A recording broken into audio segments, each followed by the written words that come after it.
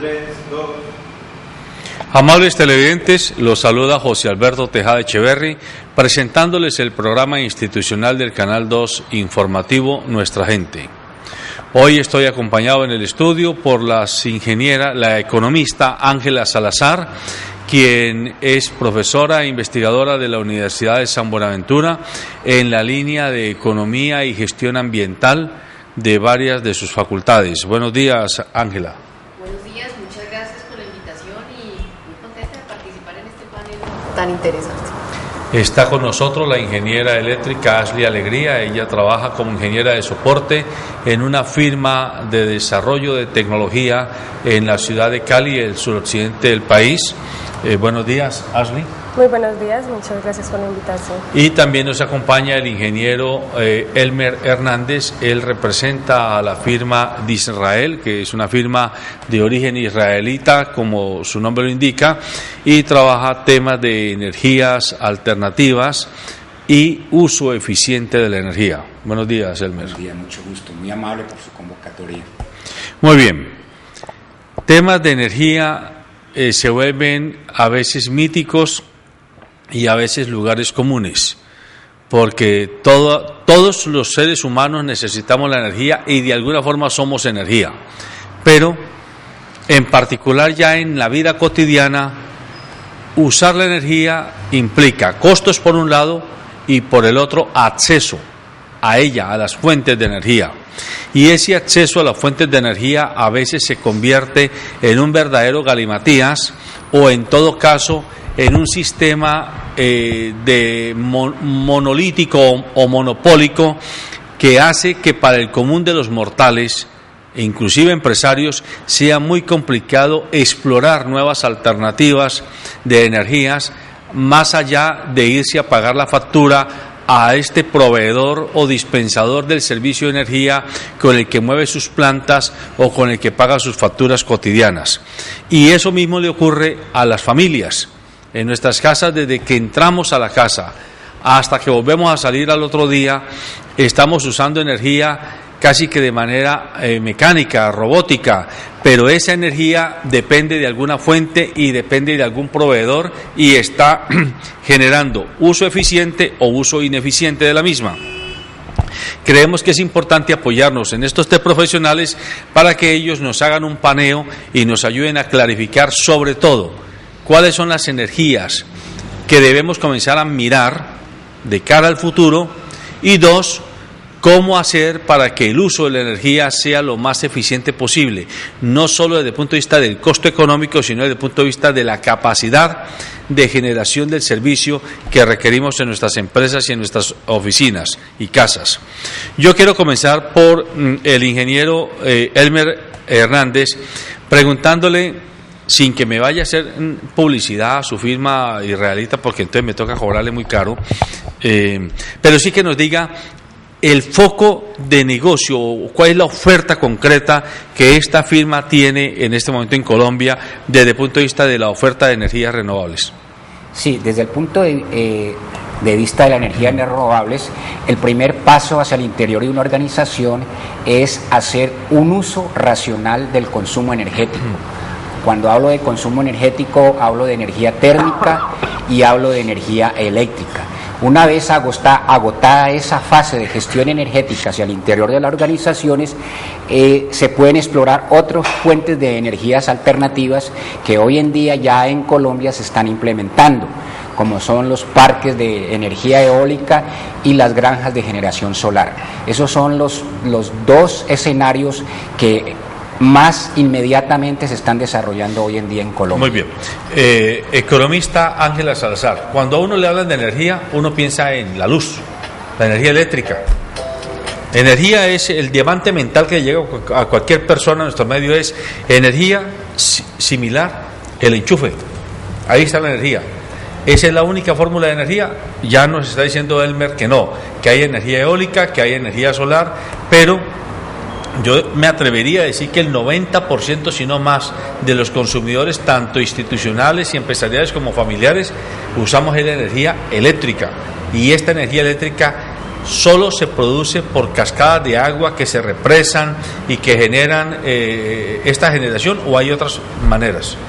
Bueno, como lo estaba mencionando Elmer ahora, las fuentes de energía son diversas y dependen de las condiciones en las que se encuentra la actividad productiva. Quiero decir que si estamos en espacios donde hay agua abundante, pues la energía se va a generar a partir del agua. Si estamos en espacios donde hay otros potenciales para la generación de energía, pues son esas las fuentes que se van a utilizar.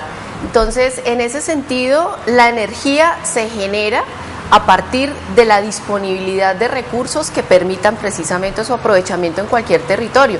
En el mundo, como le decía Elmer, tenemos muchas fuentes generadoras de energía, tenemos vapor, a partir de vapor tenemos las centrales nucleares, tenemos las hidroeléctricas, que son las que conocemos en nuestro país, más otras opciones que funcionan a más grande o más pequeña escala. Pero lo interesante en este tema es que la energía es una, como dice la ciencia, la energía se transforma, la energía es una, pero las fuentes son las que cambian en función de la disponibilidad de recursos. Ya, Ashley, dice Ángela y dice Elmer, la energía tiene varias fuentes que la proveen. Las hidroeléctricas, es decir, las caídas de agua o el represamiento de aguas, la energía eólica, la energía solar, pero a ver, Colombia es un país que se ha convertido en exportador de carbón. Somos quizás el mayor exportador de carbón de América, y ese carbón no se va para hacer casas, es para generar energía, entiendo yo, ¿sí? Pero también están las calderas o las llamadas termoeléctricas. Necesitamos clarificar, además de esas tradicionales que son el agua y la eólica y la nuclear, que todo el mundo, o solar, que todo el mundo por lo menos identifica, a partir del carbón y de qué otro tipo de elementos fósiles se genera energía.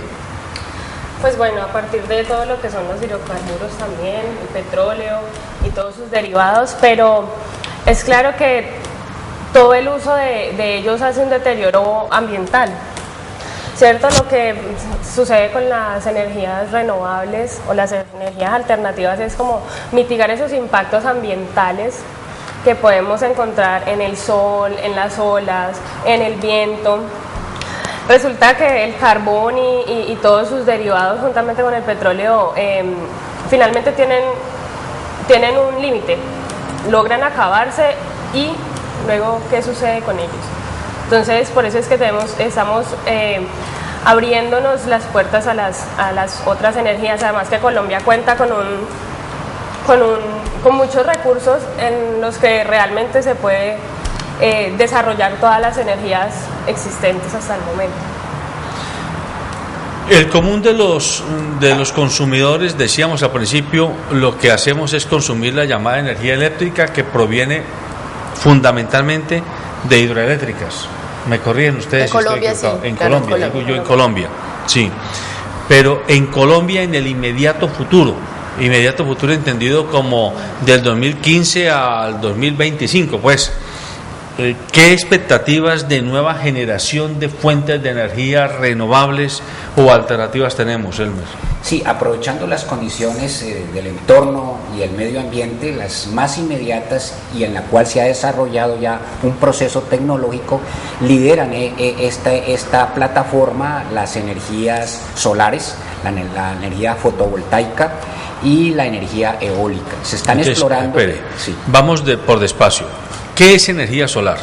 Energía solar es el aprovechamiento que tenemos del sol, incidiendo sobre un equipo que se llama paneles solares. Estos paneles solares se transforman mediante un proceso de fotovoltaico en energía eléctrica en sede. O sea que la energía solar es lo mismo que energía fotovoltaica. Correcto, sí.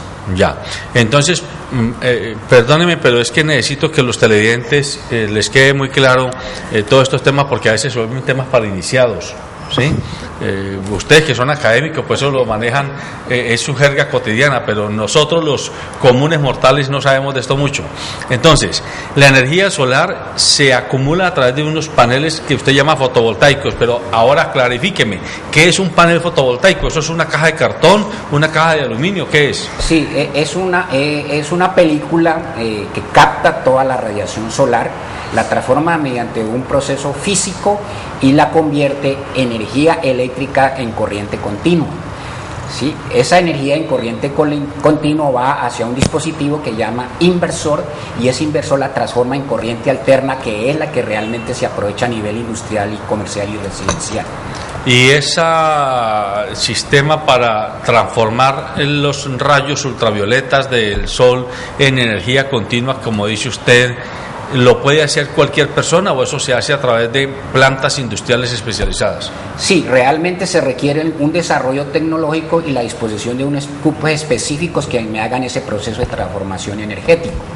La bondad de esta energía solar es que realmente estamos en una zona de alta incidencia solar que nos permite hacer un uso muy eficiente del panel solar. Hoy en día se han desarrollado diferentes tipos de paneles solares que me dan un grado mayor o menor de eficiencia. A propósito de lo que dice, ya le doy la palabra a Ángela, de lo que dice Elmer, escuchamos o leíamos hace unos meses que en España algunos pequeños empresarios y hasta poseedores de tierra tenían unos sistemas de acumulación de la energía solar en sus casas o en sus propiedades y que el gobierno estaba prohibiéndolas, que eso era ilegal. Entonces uno se pregunta, pero entonces, o sea que ya no van a cobrar hasta la luz del sol, ya hasta el señor gobierno, papá gobierno, que le hace, son un poco de funcionarios, burócratas, muchos de ellos indolentes, se van a tomar el atrevimiento de cobrarnos a los ciudadanos mortales que cojamos la luz del sol o la energía del sol y la logremos aprovechar de mejor manera. Pues hay que aclarar unas cosas que son importantes. Primero, la fuente de energía, la fuente energética se selecciona en función del costo. La energía es quizás uno de los costos dentro de los procesos productivos más altos y más importantes a la hora de hacer todo el proceso de transformación, y al final este costo energético se traslada pues en el precio que todos tenemos que pagar. Cuando esos costos empiezan a ser altos, por ejemplo, cuando, como lo decía Ashley, los combustibles son muy costosos, o cuando estamos hablando de que las fuentes actuales son demasiado caras, se optan por otras alternativas, y en esto el tema, por ejemplo, de los paneles y las estructuras fotovoltaicas son maravillosos porque muestran que se abaratan costos. Ahora, se abaratan los costos, pero ahí hay una limitación muy interesante con el caso que usted está mencionando ahora. No hay una normatividad muy clara alrededor de lo que tiene que ver con la generación de energía. La energía no se puede acumular, es un proceso en el cual hay todo un negocio alrededor de quienes generan la energía o la producen y quienes la comercializan y la entregan también. Pero en medio de todo esto también hay pequeños generadores de energía. Nosotros en nuestras casas, si tenemos la opción también de recibir energía del sol y de acumularla, y nos sobra un poquito después de utilizarla en nuestras casas, pues tendríamos ojalá la opción de poderla comercializar. Es en esos momentos en los cuales ya empieza a generarse como una especie de roce con el Estado, porque la norma no es clara en ese tema. En Colombia, por ejemplo, también sucede con la liberación de opciones como los vehículos que se mueven con energía eléctrica. Todavía ese tema no se ha desarrollado mucho. ¿Cómo así que yo voy a tomar energía en una casa estrato 5 y me cuesta un precio y en otro y un estrato 1? No, entonces como son esos vacíos de la ley los que todavía no determinan cuánto hay que pagar, es ahí cuando se imponen esas sanciones. Pero es cierto, las energías alternativas como las que se están masificando en el mundo tienen en este momento ese problema. ¿Qué pasa con el sobrante de energía? Todavía no se ha reglamentado ese tema y por eso no se ha masificado como uno lo quisiera. Bueno, y no sé, Ashley, si usted y la empresa con la que trabaja tienen algún tipo de conexión con Encali. Yo entiendo que Encali, que es nuestra empresa insignia de servicios públicos, no es generadora de energía, es comercializadora de energía, mientras que EPM sí es generadora de energía. Pregunto yo, El suroccidente paga los costos más altos de energía industrial, por lo menos, comparativamente con la costa Caribe y con el centro del país, y eso afecta de todas formas al final el precio de las mercancías y de los servicios, o sea que se convierte en una espada de Damocles para la economía regional. ¿Qué sabe usted de propuestas que tenga en Cali para incursionar en la generación de energía?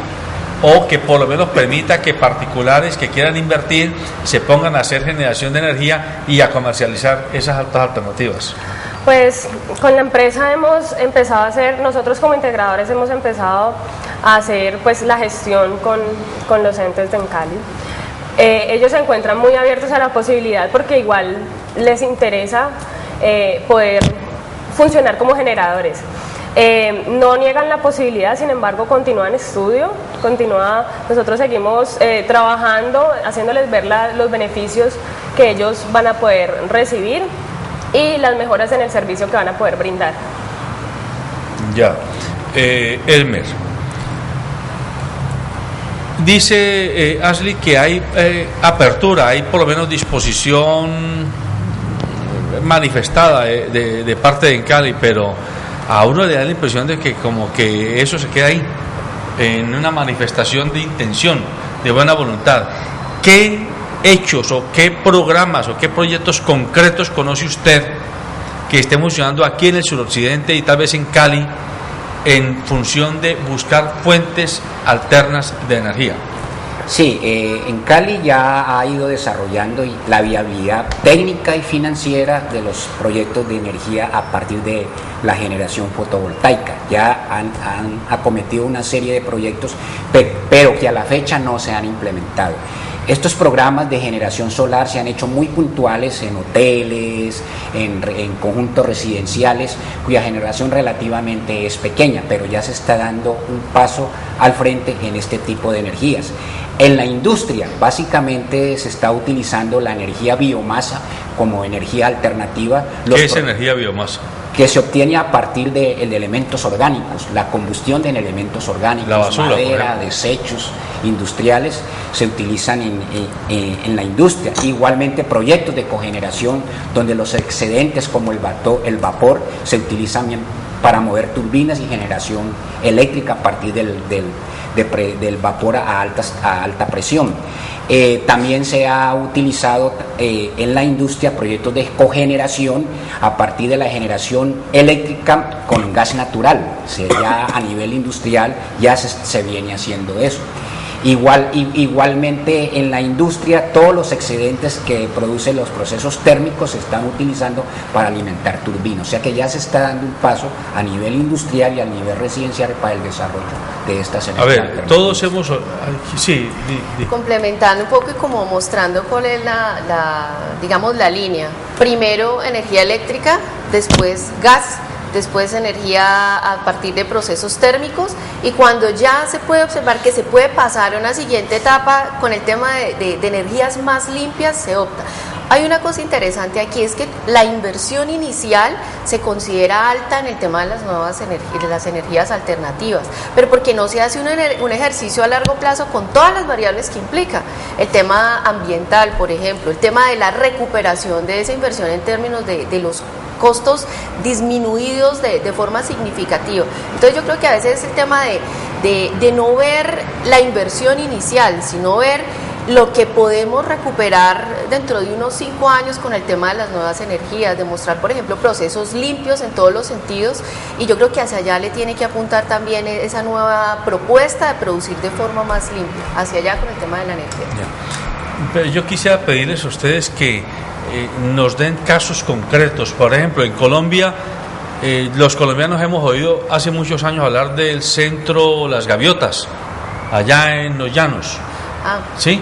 Que entiendo que allá se genera energía eólica, no sé qué otro tipo de energía, pero fuera de un centro como ese, ¿qué otros lugares o instituciones encontramos que estén trabajando el tema de la energía, pero para el ciudadano corriente, no solo para los científicos?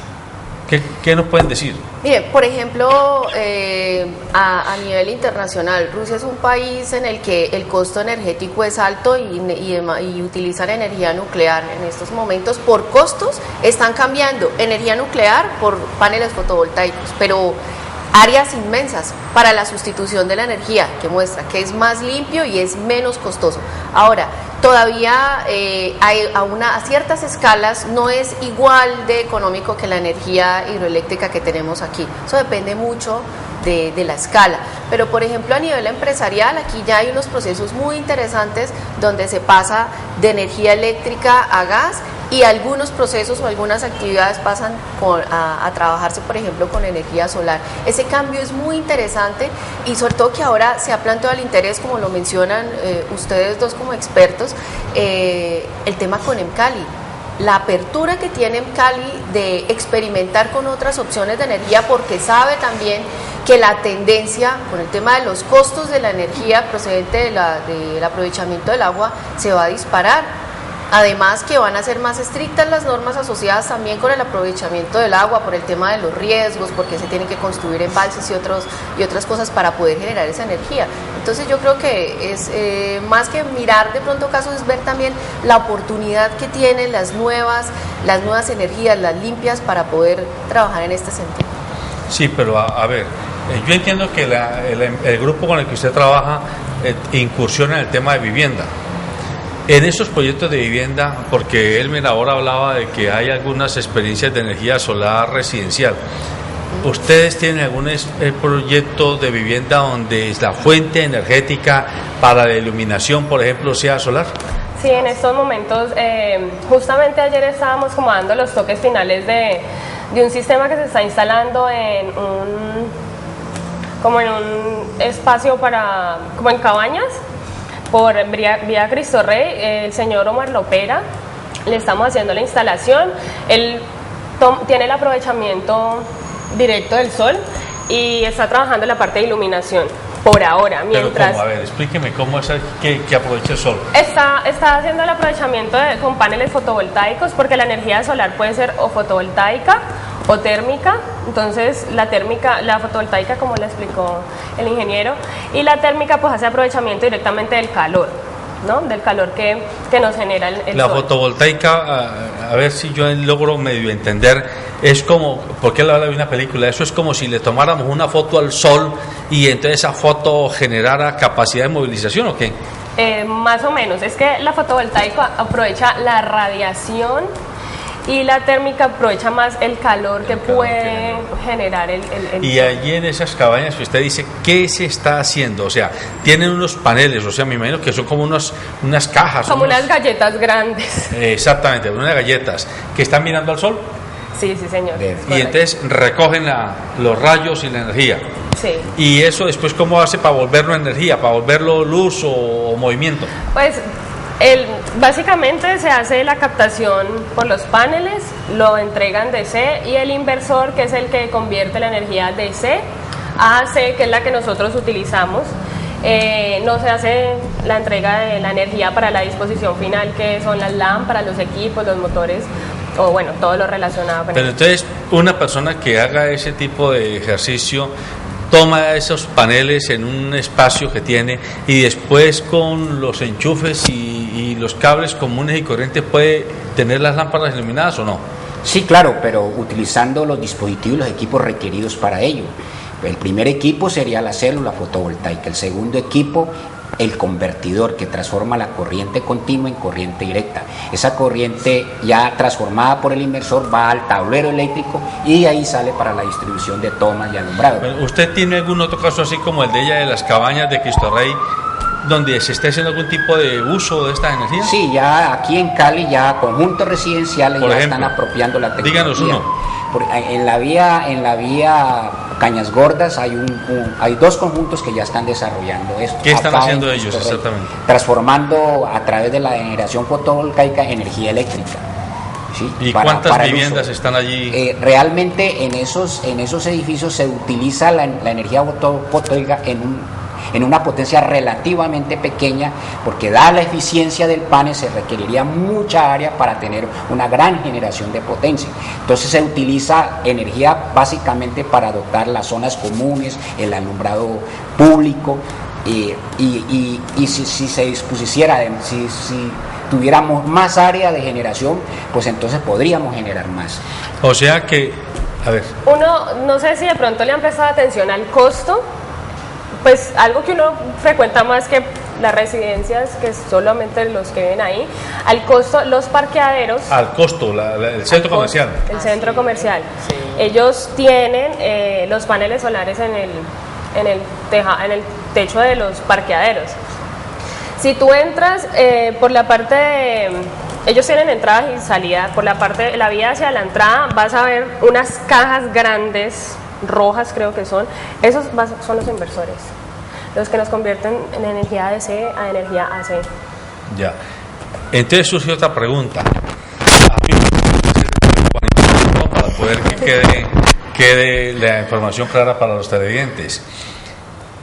Si le entiendo bien a Elmer, para generar y transformar energía solar se requiere mucha área, mucho espacio para poner muchos paneles que recojan. Mejor dicho, si yo tengo el Valle de Cauca, somos un valle inmenso, pero estamos todo ocupado en caña y en otro tipo de cultivos. Quiere decir que aunque tengamos mucho espacio donde recibimos el sol de manera directa, como está usado, no podemos colocar esos paneles, o que para poder usar la energía solar tendríamos casi que quitar esos cultivos y poner un poco de paneles. No, realmente en ese extremo no, pero digamos en datos promedios, para regenerar 1 megavatio yo necesito 1 hectárea de terreno. 1 hectárea por megavatio. Sí. Digámosle a la gente cuántos megavatios requiere el Valle de Cauca en energía. Bueno, eso ya depende de los centros de consumo. Pero más o menos, pero por ejemplo, una subestación eléctrica puede manejar al promedio de 5 a 10 megavatios en generación eléctrica. Para yo generar 10 megavatios en una subestación eléctrica requeriría un área de 10 hectáreas. Ah, pero tampoco es demasiado. No, tampoco. Pues algo así más o menos como que una casa promedio consume de 3 a 5 kilowatts. ¿Y eso en área qué significa? Eso en área puede significar, no sé, uno puede utilizar fácilmente el techo de su casa para la generación y autoabastecerse. Ah, pero entonces sí es posible. Yo pensé que era que para poder generar un poquito de energía solar se requería mucho espacio para los paneles. Pero según este cálculo, entonces estaríamos hablando de unas 50 casas más o menos con 1 hectárea en paneles solares, más o menos. O sea que estamos hablando de una eficiencia interesante, porque si dejamos 1 hectárea que no es tanto, estamos hablando de un poco más de 1 manzana con paneles solares, y me va a abastecer 50, 60 viviendas alrededor. Estamos hablando que la propuesta energética es eficiente. Sí. ¿Por qué no? Claro, y esa área podría volverse como una especie donde se recojan los paneles si fuera el parque, digo yo, ¿no? De hecho todo depende de la infraestructura, porque claramente hemos evidenciado invernaderos que se autoabastecen con paneles solares y están todo el sembrado debajo y los paneles encima. Estos temas que estamos tocando con nuestros expertos invitados son muy interesantes, amables televidentes e internautas, porque queramos lo que sí o queramos lo que no, el problema de la energía y del agua son un desafío del siglo XXI. Y en menos de 20 años vamos a tenernos que ver muchos seres humanos con problemas de insuficiencia de agua potable, y con insuficiencia de acceso a la energía que vamos a requerir para mantener nuestra vida cotidiana y nuestra vida industrial y económica. Así que estamos en el momento donde hay que pensar en alternativas, y eso es lo que estamos tratando aquí, de que ellos nos ayuden a visualizar qué alternativas hay que sean costo-beneficio razonable y que pudiéramos comenzar a implementar a pequeña, a mediana y a gran escala. Así es, ¿verdad? Es correcto. Bueno, entonces, Elmer, sigamos con el tema. Si usted lo llamara el gobierno, el Ministerio de Minas y Energía, y dijera, bueno, don Elmer, usted nos va a aconsejar qué política pública debiéramos emprender en Colombia para la generación y el acceso de energía a los consumidores colombianos en los próximos 30 años, ¿usted qué le diría al gobierno? Sí, yo le diría al gobierno, como igualmente hoy en día se está implementando, el gobierno ya tiene políticas gubernamentales que van muy direccionadas al uso racional de los energéticos a nivel industrial, residencial o comercial. Y hay una política pública de que hacia el interior de las industrias y organizaciones realmente se haga un proceso de gestión energética. O sea, que los recursos energéticos que se tienen sean aprovechables de la mejor manera, a nivel residencial, comercial o industrial. Ese es el primer paso que debe implementarse. El segundo paso es ya pensar en la innovación, de tener realmente la oportunidad de una cogeneración no solamente eléctrica, sino también a través de biocombustibles, a través de desechos residuales, podamos también tener esa posibilidad de generación eléctrica. Esto es muy importante porque a pesar de Colombia tener una fuente alta de recursos hídricos, ya esa oferta en el tiempo se va a ver también reducida, más por el impacto ambiental que una hidroeléctrica genera. Eso es muy importante, que amarrado a ese programa de uso racional se tenga también un programa que compense los efectos ambientales y sociales que los embalses y las hidroeléctricas generan, porque realmente ya están proyectados 14 centrales hidroeléctricas que se van a desarrollar en Colombia dentro de los próximos 5 años.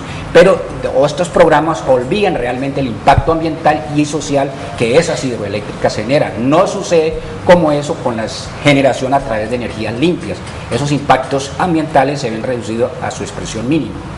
Ya, a propósito de lo que dice Elmer, Ángela y Ashley, la noticia de los últimos días es que el río Cauca le cambiaron el cauce por allá arriba, en la zona del Magdalena Medio, porque había que acomodarse para la generación de la hidroeléctrica Ituango. Y uno que no sabe nada de esto, uno dice, pero ¿cómo atrevernos a coger la naturaleza y pegarle un retorcijón de pescuezo tan horrible como es sacar el río Cauca, que eso es de su cauce? Eso es un cauce inmenso, ¿sí? ¿Eso no es la que nos devuelve? Yo les pregunto a ustedes. Es posible. La zona donde se va a desarrollar este proyecto ha sido muy criticada, y los proyectos hidroeléctricos previos, por ejemplo en la zona de Antioquia, han tenido problemas precisamente con la parte social, con comunidades indígenas y con comunidades que han vivido tradicionalmente por mucho tiempo allí. Una desviación de cauce tiene unos riesgos, claro que sí, y pues sorprende mucho saber que tiene el visto bueno del Ministerio de Ambiente para realizarse allí. En esos momentos es cuando uno descubre que precisamente lo económico está por encima de lo ambiental, cuando no debería ser de esa forma. Pero la prioridad es la generación de energía. Elmer mencionó algo muy interesante ahora, y es que existiendo tantas opciones, todavía hay que elegir la energía a partir del agua como la opción más apropiada. ¿Por qué no explorar otras alternativas que tengan que ver también, por ejemplo, con la luminosidad? Si tenemos una gran cantidad de días de sol, ¿por qué no aprovecharlos para generar energía? Si tenemos, por ejemplo, nuestros depósitos de basura grandes que generan problemas, ¿por qué no pensar en alternativas de ese tipo? Pero no apostarle a lo de siempre, al agua. Y tristemente, pues el río Cauca solamente se utiliza para beberse en Cali y para generar energía, no más. Y para contaminarlo aquí en la zona industrial, cuando llega aquí de donde te vino el Cauca y comienza el valle, eso está ya contaminado. Ahí ya trae una carga contaminante, ¿sí? Importante. Y ahora ya le están torciendo el pescuezo. Y además yo he oído decir que los ríos recuerdan su cauce, o sea, recuerdan la madre vieja, y entonces en cualquier momento se devuelven. Pues realmente no sé, yo solo sé que tiene un impacto ambiental altísimo, un impacto ambiental, un impacto social también, como lo mencionaba la Ángela. O sea, son comunidades que se ven desplazadas de una manera forzada. Finalmente no se llega a una conciliación, te tienes que retirar, ya no hay nada más que hacer. Se pierde flora, fauna, la erosión de los suelos, y es vegetación que crece en cualquier cientos de años. Y sí, mi mamá siempre me dijo, la naturaleza es sabia, y en algún momento eso se nos va a devolver. Bueno, pues entonces, para no seguir siendo catastróficos, ¿sí? Devolvámonos al tema de la generación de las alternativas. Ya usted fue asesor del ministro de Minas y Energía, lo hizo bien, ¿no? Entonces ahora vamos a ponerlo de asesor del gobernador del Valle, bueno, no, de los gobernadores de la Alianza del Pacífico, para que hablemos de los 4 departamentos, y de los alcaldes de todos estos municipios, pero ahora son ustedes 3 los asesores. ¿Qué les vamos a proponer? Pero medidas concretas, no me vayan a hablar de cosas que se van a hacer en 100 años. Hoy, ¿qué le diría usted a los gobernadores y a los alcaldes? Vean, señores, pónganse las pilas a trabajar en estos 2 o 3 temas, ya, en relación con energías. Sí, en primer lugar yo sugeriría a esta plana directiva realmente la sensibilización del uso racional de la energía. Somos carentes de una cultura porque los recursos energéticos teóricamente los tenemos a manos llenas, pero realmente eso tiene un límite. Entonces, programas que realmente desarrollen sensibilidad hacia el uso racional de la energía. Ese es el primer paso que hay que dar. Una vez se tengan esa sensibilización, se piense en líneas investigativas para desarrollar la generación, por ejemplo, fotovoltaica, la generación a partir de las biomasas, que aquí tenemos desperdicios industriales que me apoyan realmente ese proceso, la cogeneración hacia el interior de las industrias, donde los excedentes energéticos sean utilizados para generación de energía eléctrica. Esas serían, digamos, las recomendaciones básicas. Ya. El factor energético podríamos hablar, o la energía no es un derecho fundamental, pero sí es un derecho asociado a la calidad de vida. Entonces, en la zona rural, o llevar energía a la zona rural es muy costoso, en muchas ocasiones por la distancia que hay entre viviendas. En estos sectores sería interesante desarrollar alternativas relacionadas con nuevas fuentes de energía que abaraten los costos para también para la generación en las zonas urbanas donde hay más concentración. En ese sentido también tenemos que hablar de algo importante, la relación, por ejemplo, energía y temas ambientales, que hay que resaltarlo. La energía también genera presión, por ejemplo, sobre los bosques y otros recursos cercanos. Llevar fuentes de energía que le permita a la comunidad, por ejemplo, cocinar sus alimentos, mejorar sus condiciones de vida, también disminuye la presión sobre el territorio. Y eso es algo interesante que podría desarrollarse en la región. Hay una cosa que me llama mucho la atención. A pesar de que estamos hablando del tema de energía, no nos imaginamos cómo es la distribución energética a lo largo del país, y seguro que habrán muchas manchas oscuras en el departamento donde todavía la energía no es constante, no es de buena calidad. Apuntarle a esos sectores para decir que la la calidad del servicio energético o la cobertura de energía en el Valle del Cauca mejore. Seguro que no es tan difícil de realizar. Por ejemplo, la parte del Pacífico es una cuna para trabajar el aprovechamiento a partir de las mareas. Entonces, apuntarle a eso y finalmente abastecer, por ejemplo, Buenaventura y darle una constancia en su fluido eléctrico. Eso sería una parte muy importante. Y adicional a lo que dicen ellos es la apropiación de su proyecto y de que la sociedad sepa que eso hay que cuidar, hay que mantener, porque ¿qué pasa? Se conoce algún caso que se hicieron unas viviendas y se instalaron unos sistemas fotovoltaicos, unos paneles. Un tiempo después de que la entidad volvió, la gente estaba jugando parqués sobre ellos. Entonces no es la falta como de apropiación de su proyecto y que esto va a mejorar mi calidad de vida. Adicional a mejorar la calidad de vida, podemos hacer sistemas productivos donde nos hagan más competentes, porque la energía finalmente es de los factores más costosos en toda la producción. Entonces, la medida en que se abaraten costos, vamos a poder entregar un producto igual de bueno, pero a menor costo. Y con esta introducción del TLC, entonces pueden llegarnos muchas cosas, pero pocas cosas salen porque son muy costosas. Entonces, eso sería un punto para fortalecer tanto la región como el país. Bueno, ahora que en Cali está comenzando a hablar de la energía prepago y el agua prepago, ¿sí? Que usted compra 5 metros cúbicos de agua, que compra no sé cuántos kilovatios de energía, etcétera. ¿Habría alguna fórmula que las comunidades organizadas, por ejemplo, allá en Los Chorros, para poner un ejemplo, ¿sí? O en Agua Blanca al fondo, donde hay pobreza, o allá arriba en Terrón Colorado, donde hay gente muy pobre, que muchos de ellos o se pegan ilegalmente de las conexiones o simplemente no tienen literalmente acceso a estas fuentes de energía?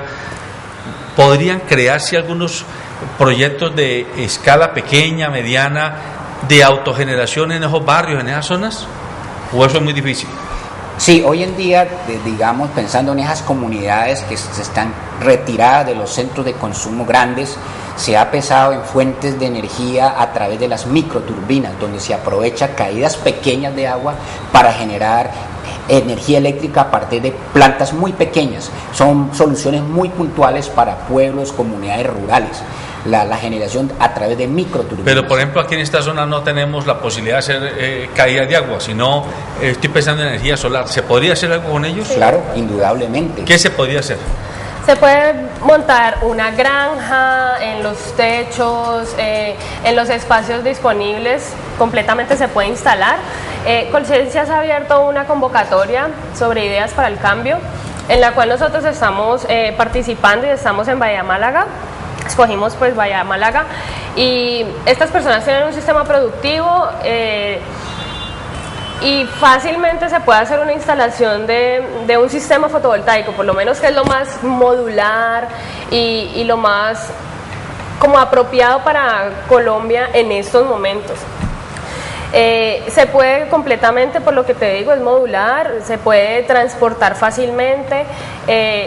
Ese tipo de sistemas tienen, todo lo que es energías renovables tiene unos beneficios tributarios bastante considerables y que pueden facilitar la adquisición de los equipos. Entonces, sencillamente es como poner el proyecto e implementarlo. O sea, es como que el gobierno y las entidades financiadoras le apuesten a eso, o sea, le apuesten a que finalmente hay opciones para mejorar la calidad de vida de los habitantes.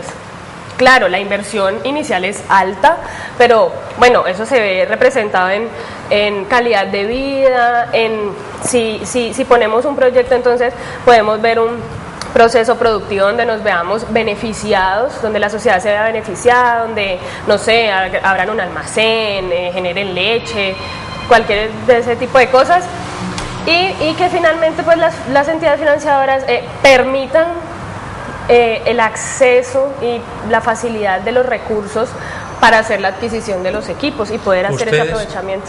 ¿Ustedes, Ángela, en la Universidad de San Buenaventura tienen algún proyecto en una zona urbana de Cali o de sus alrededores relacionado con energía?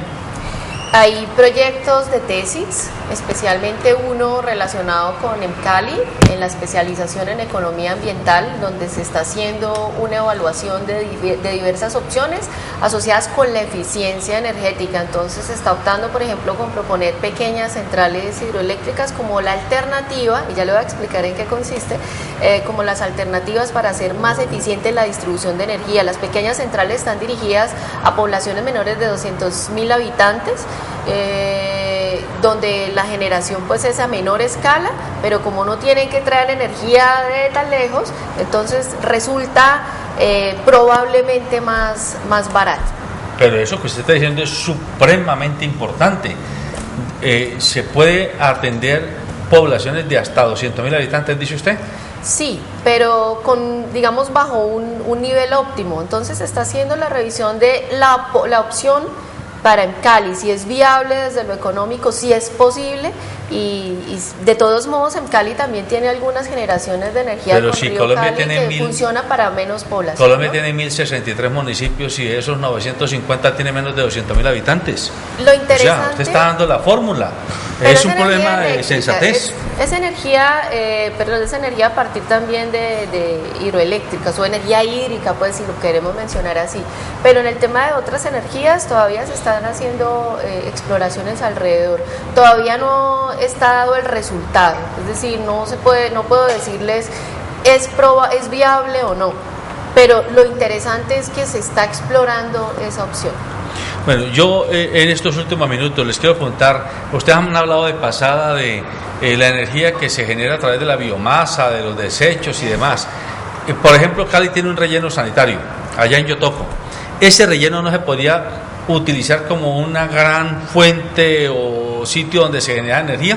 Claro, porque tiene un recurso importante como es el gas metano liberado por los desechos, y ese gas metano se puede ya utilizar para la generación eléctrica. Es una fuente de recursos energéticos. Mejor dicho, se está botando la energía. Estamos botando la energía. Bueno, totalmente. Y le hago otra pregunta, que los sistemas de alcantarillado de nuestras ciudades, la manera como están construidas las ciudades, a mí por lo menos me llama poderosamente la atención, que yo no entiendo por qué el lavamanos, por ejemplo, o el lavaplatos de una cocina no está conectado. Y esto hablo para ustedes, los ingenieros, los que saben hacer esos diseños. ¿Por qué no han generado sistemas para que el agua, en lugar de irse por el sifón del lavaplatos, se vaya filtrada hasta el inodoro, a la taza del inodoro, o a un tanque donde se recoja para otros usos de riegos y demás, sino que toda se va para la cañería? Pero además de que se va para la cañería, los desechos, los excrementos humanos, ¿sí?, podrían, a alguien he escuchado, podrían a través de algún mecanismo de canalización también terminar siendo utilizados como fuentes de energía de altísima eficiencia.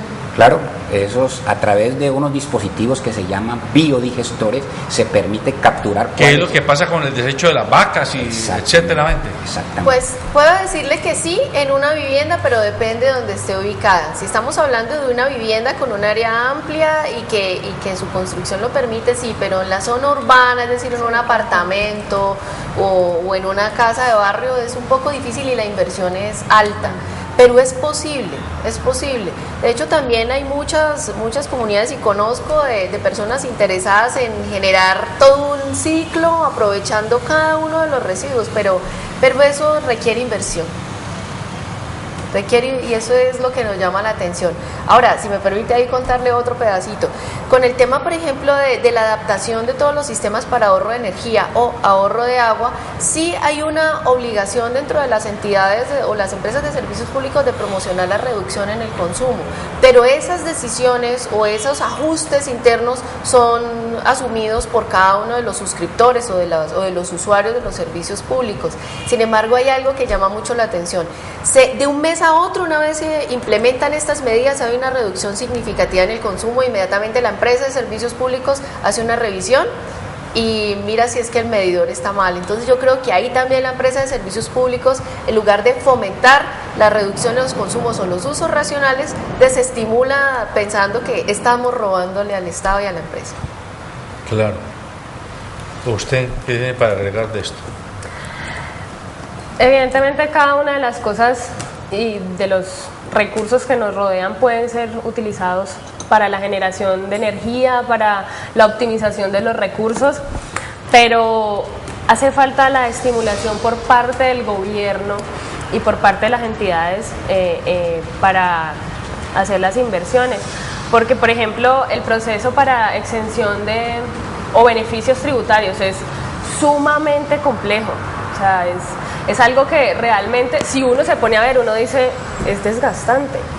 O sea, yo quiero implementarlo, quiero ayudar a la contribución del medio ambiente, reducir las emisiones de CO2, pero tengo que invertir mucho tiempo para eso. O sea, es enviar información, recibir, esperar. Realmente no sé, desde el punto de vista del usuario y de la persona que quiere hacer la implementación, no se ve como que se facilite sino que se castiga, los trámites, sino que como que lo enreda hasta que uno finalmente se cansa y dice, no, ya, yo lo adquiero. Aquí hay que seguir pagando la factura en Cali. Sí, exacto. Es mejor para no enredarnos la vida. Bueno, en estos últimos minuticos que me quedan, un mensaje. Miren, usted está diciendo algo que yo creo que eso solo se resuelve cuando la mentalidad de los estudiantes, de los que hoy son estudiantes que van a ser mañana profesionales y pasado funcionarios tanto públicos como del sector privado, haya cambiado, y eso pasa por la educación.